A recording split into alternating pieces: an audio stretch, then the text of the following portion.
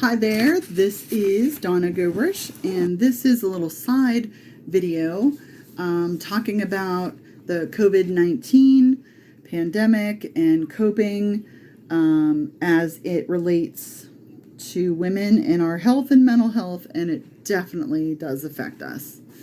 Okay, so definitely you want to know the facts about COVID, not what your friend on Facebook or their cousin Sally Sue told them about. Like, you want to get direct information from important sources like the World Health Organization, WHO, WHO, also the CDC, Center for Disease Control in our country. That is also a good resource, but in all honesty, when I was watching numbers and all that probably way too closely early on, everything I watched between the World Health Organization and the CDC, World Health Organization was always a step ahead. They both got it. They both are helpful, but that was just one little thing I noticed. So consider that. So you want to get up-to-date facts and information. And let's see, I did want to tell you about, oh yeah, I said knowing the facts. And this directly, again, not here giving medical or any kind of advice, but just trying to give you some support or some calm in this crazy pandemic that nobody has ever experienced. So that's part of what makes this so much harder. I, working as a mental health therapist, have had the unique ability to talk directly to people in very important fields, and many of them working in specific fields like infectious disease and immunology and those kind of things. So what I am hearing, and each have confirmed with me, is that basically this is the normal. If it caused you more anxiety to say new normal or whatever you need to call it, this is the way it's going to be. Cases of COVID-19, they're going to go up and down until there's a vaccine, period. Let me say that again. This is how it's going to be. The cases are going to go up and down. So for one thing, I personally wish the news media and such would stop throwing all these numbers at us all the time. It just increases anxiety, despair, hopelessness. I mean, if they were numbers about, hey, Donna, your neighborhood has 25 cases. Whoa, okay, that's going to be important. But we can't handle hearing about all the deaths. And certainly it's important, but it's too much on our own mental health and psyche, and we have to take care of ourselves. And that's why news breaks and things like that are important. But basically, if this is how things are going to be, then we basically have to figure out how to manage our risk. And yes, it is a very serious, deadly virus that is not the flu. This virus can affect any cell in the body, any cell, cranial cell, a foot cell. Like, the flu doesn't do that. But we basically have to go about our lives carefully and cautiously, following things like, wearing our masks, washing our hands, sanitizing things we touch, avoiding big crowds, and staying physically distant from each other. We need people. Humans, we need contact, but we do have to watch how close in proximity we are with people.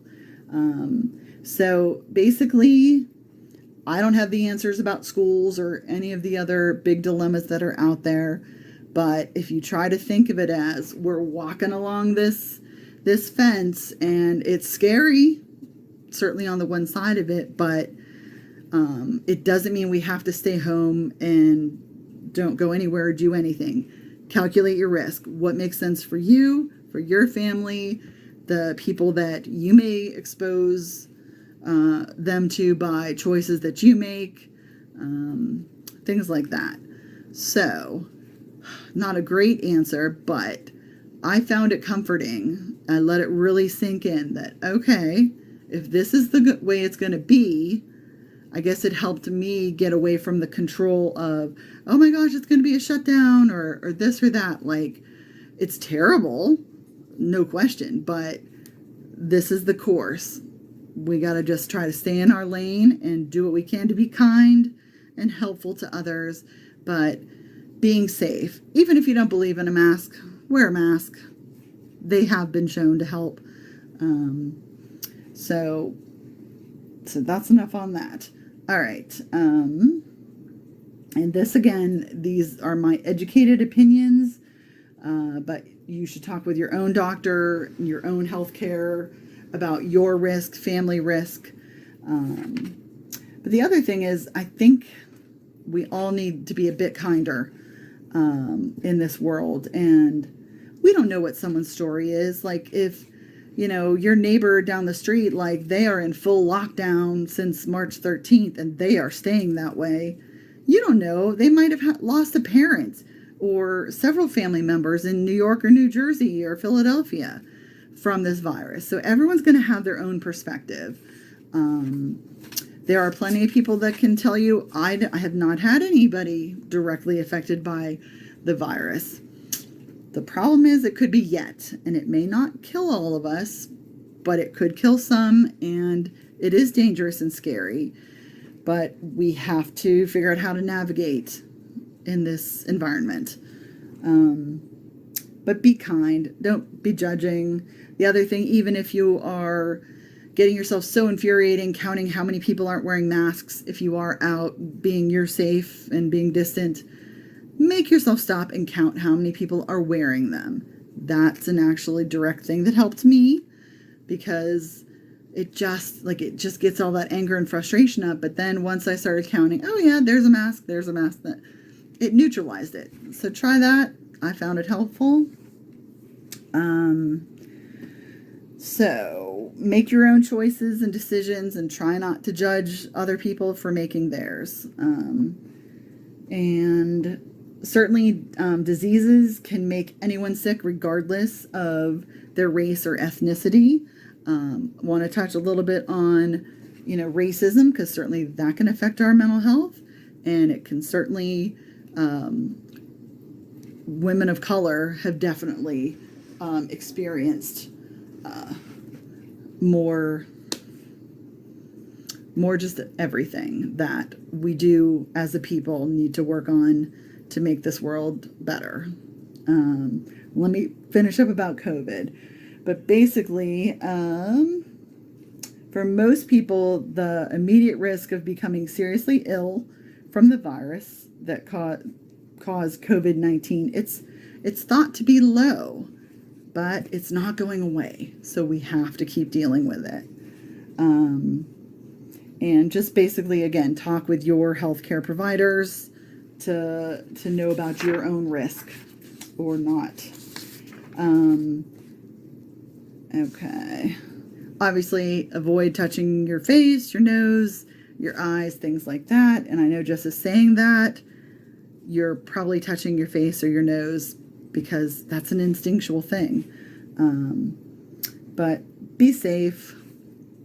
Do the best you can.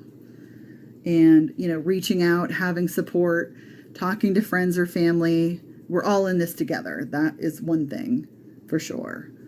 And, many people have had the virus, mild, cases, and they recover at home. There are, I don't know what the percentages are, but there are people that they didn't end up on a ventilator, they did not die, but they are suffering. So there's plenty of people that mild to no symptoms and, and death and everything else in between. So it's real, and we can get through this. We are resilient people. All right. So definitely Google, research any of the helplines or things in your local community. And I mentioned this the other video, but just to say it again, there is a crisis text line. And if you, under your text messaging app, if you type in 741 741, and then in the message part, put start. That will automatically send you a chain of text communications that they will be happy to help you and talk you through whatever you're dealing with. Okay, a couple other things that maybe I'll check with Emily, maybe do some other videos. 15 to 20% of us have a highly sensitive nervous system. That means that's how we are wired. And I know about this because I am one. It can certainly help us be empathic and, help us in jobs like mine. But if your nervous system is always on the higher end of things, it can lead to some problems in managing our space, our self, our mental energy, all of that. So I might do a separate little talk on that, talk to you about COVID, racism, and I will check with Emily if she would like me to do a video on that. And you might think, okay, what does this, middle-aged white woman, why does she need to talk about racism? Well, one of the things that I have researched and talked with people about is that's part of the problem. It's going to take white people talking to other white people about how this systemic racism is not okay. So that's what I'll say on that. And another overall thing, positive growth after trauma. We have all dealt with this trauma. Certainly racism, a big trauma all in itself. So trying to look at the bright side or trying to find meaning in something. So one of my hopes is that because so many of us were not caught up in our busy daily lives, that maybe we have woke up from under the spell that this is not okay. It has not been okay forever. But hopefully this is a time where white Americans, along with everybody of every color and all that maybe we can actually come together and continue nonviolent change. So part of everything I do, like trying to fit this into the talk, I just think we just so need that right now. So those are some of the other topics. A couple other coping techniques, anything with your senses. Like if you are feeling anxious or, distressed about the masks or not masks when you're just waiting to pick up some food or something, like focusing in on, what can you see? What can you hear? What can you smell? What can you touch? Or even taste, which can even just be like whatever taste is in your mouth. When you focus in on your senses, it helps ground us to keep us in the present moment and help decrease our anxiety, or at least keep our mood more neutral.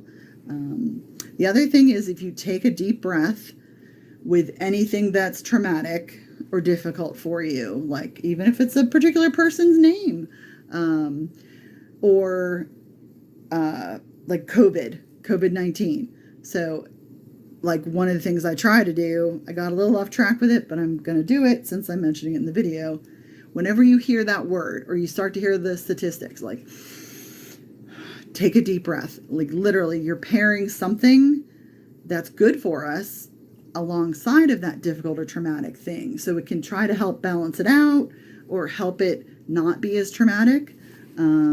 So that's one of the things we've learned from trauma therapy that can help in all of our lives day to day. Thank you for listening. And if you do have any questions or comments, please leave them or get them to Emily and she will get them to me. Thank you.